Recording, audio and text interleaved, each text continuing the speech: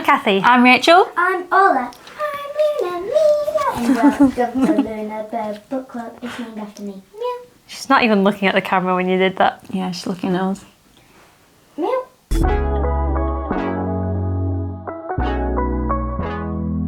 In today's video, we're going to be talking about some books that we think have summer vibes and that you could maybe read in summer. We were planning to read in the garden, but it is unfortunately Raining. Classic British summertime, that isn't it? And it's been lovely weather for about 2 weeks, hasn't it? Really hot and sunny. And the moment we say, we should film a video outside in the sun, Yep. Ding, ding, ding. it rains. Here comes the rain. All the more reason to have summer vibe books. Yeah, because it's got to put you in the mind of summer, even though it might be raining outside. And we have 10 books to share with you. Yes. First up, I've got Under Milkwood by Dylan Thomas, which is technically set in spring. French house. But it gives me summer vibes because it's set on in a small village by the sea, and everybody is a little bit hot and bothered and going a bit crazy. And you kind of dip in and out of people's dreams and consciousness throughout this radio play, which I think was what it was originally written as. There's no like prose as such, it's all different voices speaking out stuff, and it's very poetic, it's very moody, it's a bit mad, it's lusty, it's beautiful, and it kind of gives off a Midsummer Night's Dream vibes. I was thinking that in my head as you were talking. We watched that. We did go see Midsummer Night's Dream the other week. That was really cool. So yeah, that's my first choice because it's dreamlike and poetic and beautiful. Nice. My first choice is a book that I actually haven't read. So it's called The Little Grey Men, and it's about the last 4 gnomes. Gnomes? Yes. They're the last 4 gnomes in Britain. And one of them goes to see if they can find the source of the river which they live next to. And he goes and he doesn't come back. Ooh. So then the other 3 build a boat and they go and find him. But they depart in May, I believe. There was a bit, I was just flicking through it to make sure it was an appropriate choice. And it says, you must remember that the time the gnomes had picked for their journey was the best of the whole year. May and June in the heart of England, given the right weather, are our finest months. So they are very much summer months. Yeah. I would say.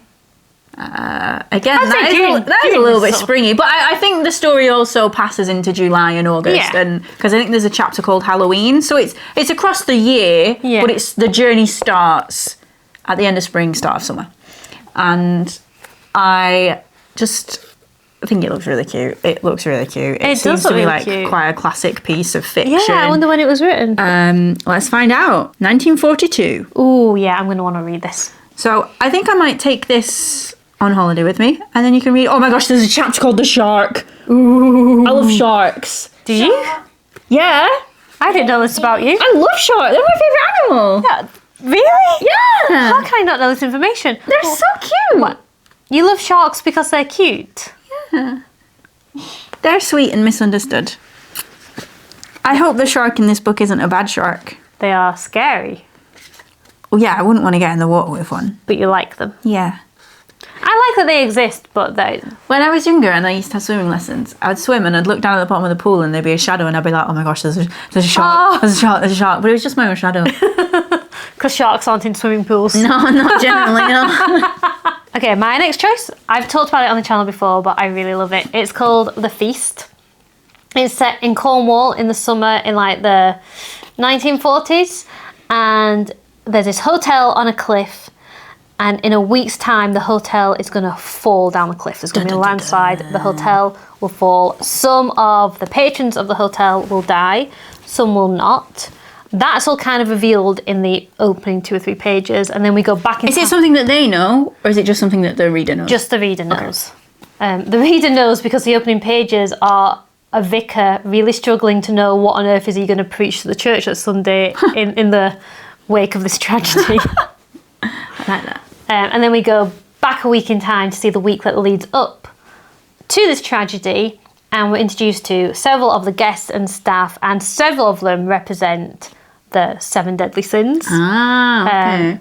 So there's some really intriguing characters. There's like like a very bolshy woman who's like gone from affair to affair to affair, and she's meeting at the hotel for a liaison. There's a family whose parent is very stingy, and the children are half starved, but the children are very like good and sweet. There's all sorts going on. It's a really fun, interesting story, and it's one I read in the library and then went and bought my own copy because I needed to have it. Yeah. And it's set in the summer. My next book is just kind of based on vibes. I don't really have many books that are set in the summer and are like specific summer reads. So I've just gone really on vibes. I've picked The Wizard of Oz because I just think the gaudiness of Oz and how bright and vibrant it is, it's just quite summery, isn't it? Yeah. That's the end of me talking about it. To follow similar vibes with you, I picked The Secret Garden because I think... I almost brought that! Yeah! Also, I kind of picked it because I've recently bought this edition. I've never actually read it. It's a really beautiful story. And again, I feel like summer is a good time for revisiting children's classics because it kind of brings you back to when summer would go on for 6 weeks instead of like the 2 weeks you managed to book off work. So yeah, nice time to revisit some childhood classics. And The Secret Garden, again, I think it starts in winter, but it does get to summer because by the end of the book, the garden's all in bloom, and it's quite beautiful. Nice. And yeah, I was really pleased. I got this edition in TK Maxx and it matches my Jane Eyre one. Lovely. So I was really pleased with that. My next one, I have read this book. I don't really remember much about it. It's actually quite a miserable book, to be honest, because it's about a girl or a woman whose mother disappeared when she was younger. But it starts off, like, the tragedy happened, her mother disappearing, around the end of summer at Wakes Week. And it's, do you know what? It's pretty accurate for today, actually, because I think it's to do with rain and swollen rivers and things like that. Nice. So yeah, I don't think it takes place. It's a very spread out book. I think it takes place over several years, or it's like going back through the history over several years. But I enjoyed it, and it definitely begins at the end of summer, so it fits the category. And I think it's a book that you would enjoy. Yeah. Yeah, I'd have to build myself up to read a sad book, but yes. A ghost story, a folk story, a story of loss and familial haunting. Yeah, that does sound good. Next, this was one of my favourite books last year, The Last Murder at the End of the World. This is like sci-fi thriller murder mystery set on an island in a post-apocalyptic world, and the island is controlled by an AI that can speak to people directly in their minds and knows everybody's thoughts and memories. Yeah, a bit creepy. And yet, despite that setting, there's a main group of characters, and particularly the main investigator in this, who is very wholesome and good and has real strong love connections with other people, and that makes it like a very heartwarming story, even in the midst of like tense thriller and sci-fi, and it's set on a very hot island, and I really, really enjoyed it. And it's a good, sometimes you need a page turner over summer. It's just going to see you through on a beach reading, and you're like, I can't put it down, and that was this book for me. Cool. My next book, again, is kind of based on vibes, because I can't remember when or even if this is set in a specific timing, but I picked The Princess Bride.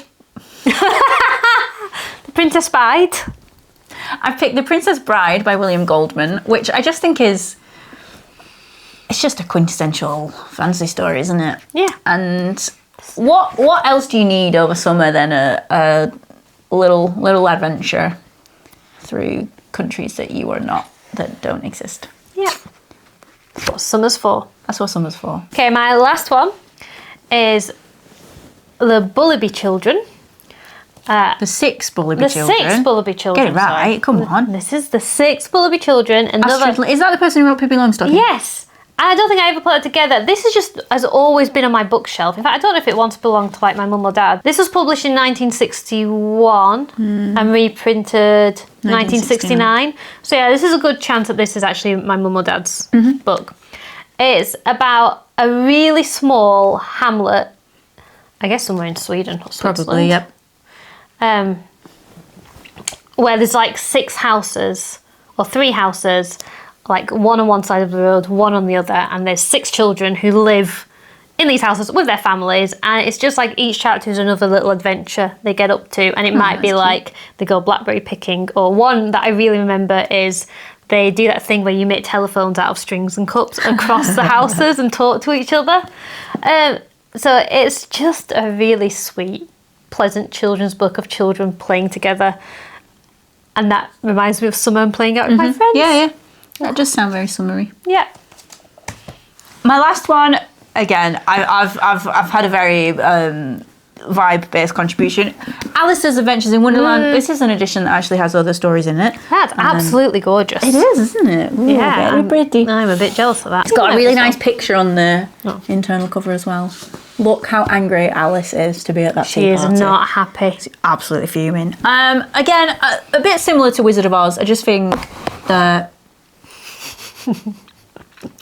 I just think the whimsical luridness of Wonderland. Yeah. It's just summer vibes. And I feel like Alice in the human world is in summer Yes. before and after she's in Wonderland. Yeah, 'cause she's trying to like doze under a tree. Yeah. You don't do that unless it's summer. No. You don't want to be under a tree in winter. Cold.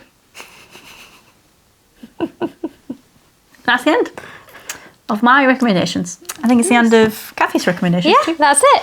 So, So let's hold all these up. let's hold them up. Let us know what books you think are summery, whether that's you should read them in summer, or they're set in summer, or they make you think of summer. Yeah, thank you. We are Lunabird Book Club. Enthusiasm. With the enthusiasm. We are Lunabird Book Club. Thanks for watching. Bye!